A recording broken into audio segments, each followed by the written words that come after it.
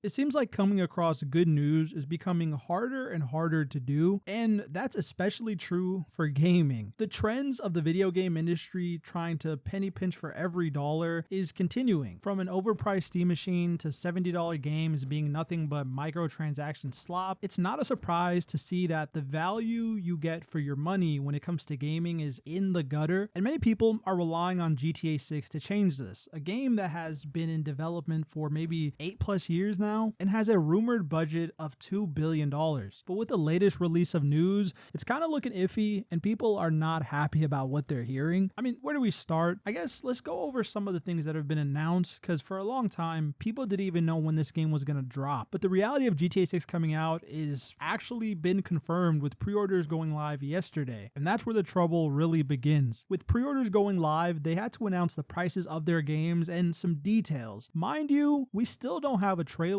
so the fact that pre-orders are going live based off a bunch of screenshots and promises is crazy. We still have no in-game footage. But with the pre-orders going live, we found out what the pricing of the game is going to be, and this made a lot of people upset. You're going to have a standard version for $80, and you're going to have an ultimate edition for $100. And you know, I guess GTA 6 is trying its hardest to make you feel like it's the real world by giving you essentially two tiers of players. I've seen people call it the poors versus the rich, which is crazy, but your standard edition comes with the game and a vintage Vice City pack, which includes some skins, some looks that are paying homage to the OG Vice City, while your $100 Ultimate Edition comes with a lot of exclusives that I think is a little excessive if you ask me. You'll have access to extra missions, businesses that are only for the premium users, and locations that are also only for premium users. While many people just write this off as not a big deal because, you know, GTA 5 also gave exclusives, the way GTA 5 gave exclusives was by not letting you get a certain tattoo or not giving you a certain outfit. The way GTA 6 is doing it is not giving you an entire store or car dealership or place that you can enter, which is a little egregious to me. Again, I don't expect my opinions to move the needle on GTA 6 because, like I said, it is the most hyped game in probably the last 10 years since the last GTA released. But the reason I'm even saying this is because it ties into a larger issue that I see with gaming communities of all kind, Call of Duty, single player games, GTA now, even Fortnite. It's the customer that falls on the sword for the multi-billion-dollar corporation. They will not allow you to slander the multi-billion-dollar corporation without throwing a rage fit or calling you broke for not wanting to participate in the scam. I wouldn't go as far as to call GTA 6 a scam. I feel like for the price that you're paying, whether you choose the $80 or $100 version, it is a game that's going to give you a lot more hours than you are paying. That doesn't automatically justify all the decisions that the multi-billion-dollar corporation is doing. I mean, it's pretty simple to understand. On top of the pricing, that's not the only thing making people mad. There was reports, and it's been confirmed by Rockstar themselves, that there will be no physical disc with the game, but they'll still be selling physical copies. I'm not gonna lie, when I heard this, it sounded like rage bait, and I thought they were just trying to be funny, but when they came out and confirmed that they'll be selling the GTA 6 case with a code inside, I just shook my head in disbelief because it makes no sense. The reasoning why they're doing it, I've heard that it's for security purposes. They don't want to risk the chance of leaks coming out, and on that point, I can understand it. But why even release the physical copy at all? Because my main issue with the pre-orders, the $80 and $100 version, is the fact that one, you're not getting any physical disc, but on top of that, you're not getting any actual memorabilia, which is what makes those ultimate / collector editions worth it for most people. I think for GTA 5, you got a map, you got a steel case of the game, you got a hat to go with it, and a little bag. I think depending on which console you were on, they were giving you like Microsoft points or PSN for also getting the game. Again, two different values. I think GTA 5's collector edition was $150, but I don't think it's too much to ask for a physical map of the GTA game that's coming out. But for $80 and $100, you're not getting a disc, you're not getting any type of promotional map or memorabilia to go with it. You're getting a code, and you're also essentially not owning your game, which has been a point of contention for gamers for a while, especially after DRM and the whole Xbox release that made it always online. But gaming is really the place where you are expected to own nothing and just be happy and shut up. All the people that I've seen defend that there's no physical case with the most outrageous cope is insane. Bro, they can't include a game because it's just way too big and the disc couldn't handle it. Maybe I'm just an old head, but I remember Final Fantasy coming on 3 3 different discs and people still bought it and played it nonstop. So the fact that GTA might have been 2 or maybe even 3 discs sounding like it's too much is an insane cope. The security reason I can understand to a certain extent, but saying that you're going to get too much physical media is crazy to me. And the fact that you're putting out pre-orders for a game that doesn't exist really, like you're not pre-ordering a game because it might sell out on the physical edition. You're pre-ordering a digital copy that's not going to disappear anywhere. But this is the thing with being the king of gaming at the moment. I mean, GTA is what the industry is relying on to revive itself. If you've been paying attention to Xbox or PlayStation, you know that sales are down pretty badly. For Xbox, it's about 70%, and I think for PS5, it's 40%. And there's not many signs of recovery happening outside of the GTA release. I mean, it's why PlayStation has literally rebranded around GTA 6. Console gaming and gaming in general is in a really bad spot because people are tired of the microtransaction nonsense. I mean, it's the reason that I stick to old school Call of Duties because the new ones have lost the plot. And I think that ties into a larger issue with the gaming in general. I see a lot of people saying that Grand Theft Auto 5 gave us 13 years of great content. And while that is true, I'm a little worried for GTA 6. People look at GTA 5 and GTA 5 Online as just peak gaming and they did nothing wrong. They just gave you nothing but great content, but kind of just forget how aggressive the monetization in that game was, from the shark cards, the pay to win guns, the pay to win cars, them basically leaving single player in the water to focus only on multiplayer. Like, there's a lot of issues that came with GTA 5 that nobody wants to talk about because we all currently have rose tinted glasses. But I think going into GTA 6, it's only going to be worse. The landscape of gaming is completely different than when GTA 5 released. I mean, the 2010s to about 2015 was probably peak gaming. You had so many good games that released in those years that GTA 5 had to really compete. Whereas GTA 6 is releasing and everybody is moving their game because of that. They hold so much industry dominance that they are making other games essentially take the year off. I just think with so many expectations, it's easy to fall short. And with the rumor that GTA 6 Online is not going to release for almost a year after GTA 6 single player goes live, they're going to need a lot of content to keep people interested. And GTA 5 single player, while it was good and I had a lot of fun playing it, people will tell you that once you finish the story, it's pretty much done. After completion, the game feels pretty dry. I think for GTA 6 online and single player to hit it out the park, the single player needs to be on the level of Red Dead Redemption 2 in terms of the look, the feel, and just the extensive storylines and side missions and world that you have access to. I mean, people are still discovering new things about Red Dead Redemption 2 today. And as far as the online is regarded for GTA 6, it's gonna have to be a little less predatory. And I know that's a big ask that's probably gonna be ignored, but one can hope. I mean, GTA 5 Online really is a cesspool, and I wouldn't call GTA the franchise slop, but GTA 5 Online is truly slop. The reason that GTA 6, as it gets closer to release, is having a lot of bad coverage isn't because of the game itself. I assume that the game is going to be just as great as any other GTA, but some of the things that we're seeing now is setting a precedent for the gaming industry that is worse than the modern day landscape. And I know you're wondering, like, how could it get worse? But you know, gaming isn't what you remember as a kid. It's not Halo and the Call of Duties having fan experiences, listening to the fans and giving them what they want, or even trying to connect with them on a non-corporate level. Gaming has completely sold out and is nothing but corporate entities and not really these small studios that we once remember. On top of the GTA 6 crew not being the original one or even the one that developed GTA 5, it seems like they're taking a lot of their pointers from the more corporate side of the aisle. There was an article that came out a few months ago where Bank of America said GTA 6 has to be priced at least $80 so they can combat inflation and make profit, you know,